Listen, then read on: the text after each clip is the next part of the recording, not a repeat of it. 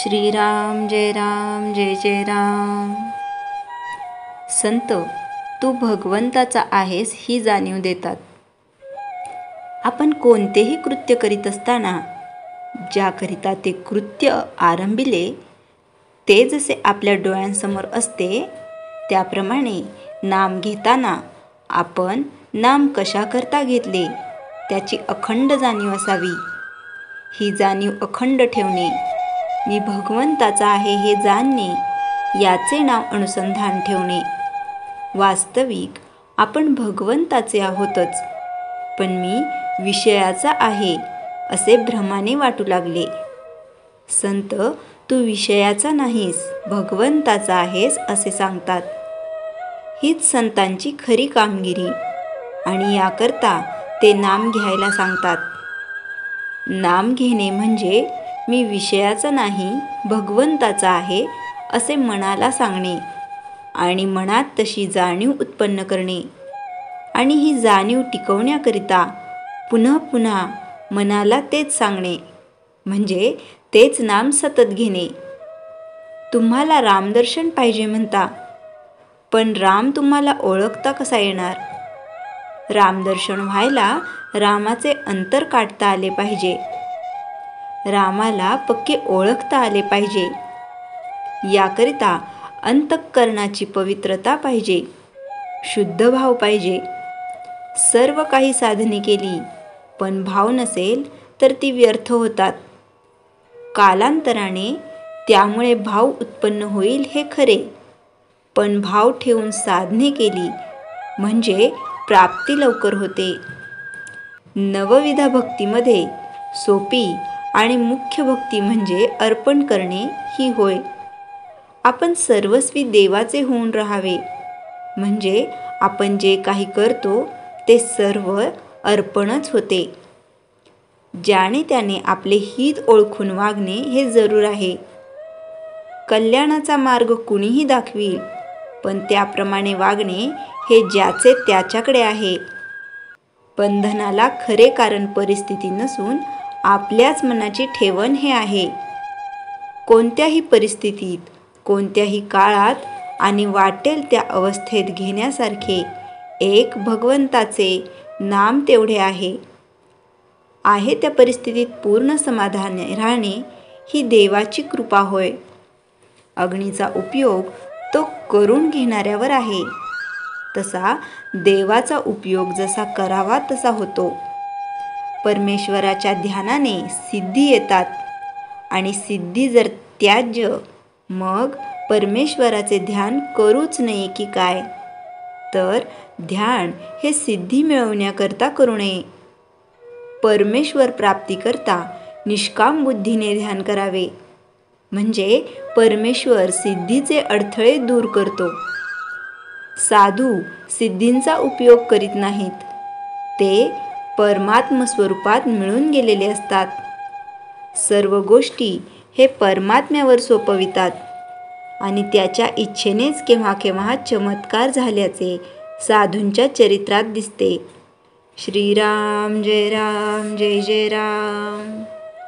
चैतन्यवाणी साधूजवळ कधीही व्यावहारिक गोष्टी मागू नयेत, त्या प्रारब्धावर सोपवाव्यात।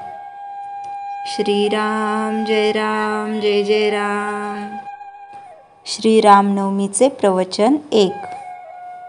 आज रामनवमी आहे, आपण ती आनंदाने आणि उत्साहाने साजरी करतो।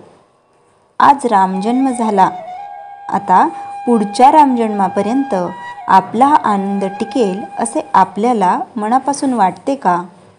आपली भीती, काळजी, तळमळ दूर झाली का? जर झाली नसेल तर हा रामजन्माचा आनंद, उत्साह त्या दिवसापुरताच आहे असे म्हणायला पाहिजे। मग आपण रामजन्म महिनाभर जरी साजरे करीत राहिलो तरी त्याचा उपयोग काय? खऱ्या अर्थाने जर आपण रामजन्म साजरा केला नाही तर त्यामुळे मिळणारा आनंद कायम कसा राहील? वाजंत्री लावून व्यावहारिकदृष्ट्या साजरा केलेल्या इतर उत्सव समारंभांचा आनंद जसा तेवढ्यापुरताच टिकतो, त्याप्रमाणेच जर रामजन्माच्याही उत्सवाचा आनंद राहिला तर आपल्या पदरात काय पडेल? उत्सवाकरता केलेली खटपट आणि दगदग इतकेच ना. भगवंताला त्याच्या उत्सवाची जरुरी नसते. म्हणून मी म्हणतो, रामजन्माचा उत्सव साजरा करताना एक गोष्ट लक्षात ठेवली पाहिजे की तो व्यावहारिकदृष्ट्या साजरा करू नये. श्रीमंताप्रमाणे गरिबांना, लहानांना, त्याचप्रमाणे मोठ्यांना तो साजरा करताना आपलेपणा वाटेल. तसेच ज्या योगाने रामनामाचे प्रेम उत्पन्न होईल, भक्तिभाव वाढेल आणि आपापसात प्रेमभाव निर्माण होईल, अशा रीतीने उत्सव साजरा करावा. प्रत्येक माणसाला आचरणात आणता येईल असेच रामाचे चरित्रे आहे. सृष्टांत रक्षण करणे हा खरा धर्म होय आणि त्यासाठीच भगवंतांनी अवतार घेतला. हे तत्त्व आपण समजून घेतले पाहिजे. आपला राम हा देवघरात किंवा मंदिरात नसून प्रत्येकाच्या हृदयात आहे हे जाणून त्याप्रमाणे व्यवहारात वर्तन ठेवले तरच रामजन्म साजरा करण्याचा खरा उपयोग झाला असे म्हणता येईल. परंतु आपले कसे होते बघा.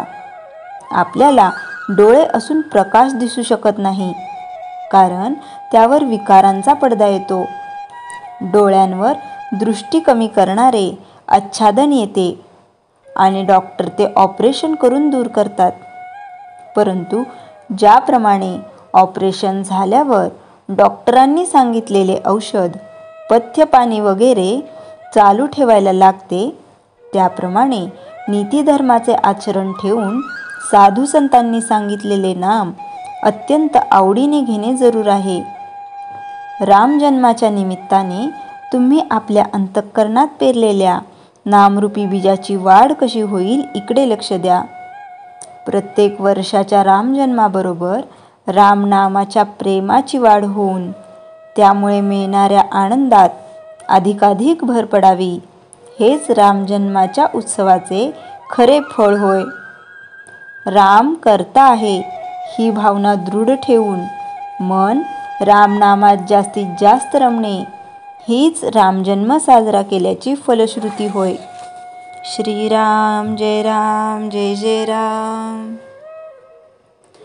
रामनवमी. वास्तविक श्रीराम म्हणजे परमात्मा. त्याला जन्म नाही व मरण नाही.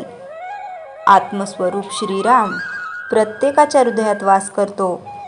असे असून साधू संत देखील त्याचा जन्म करतात. त्याचे कारण असे की राम इतका जवळ असून आपण त्याला विसरलो आहोत.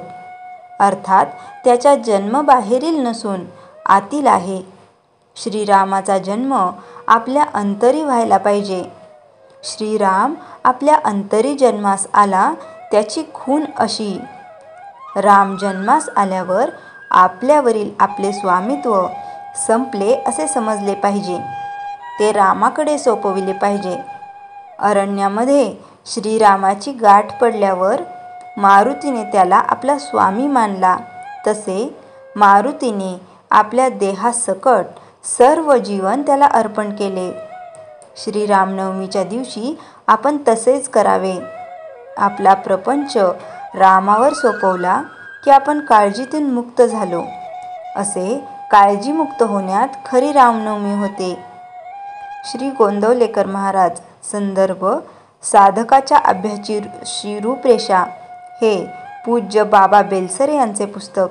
संकलन श्रीपाद वामन महाराज. श्रीराम जय राम जय जय राम.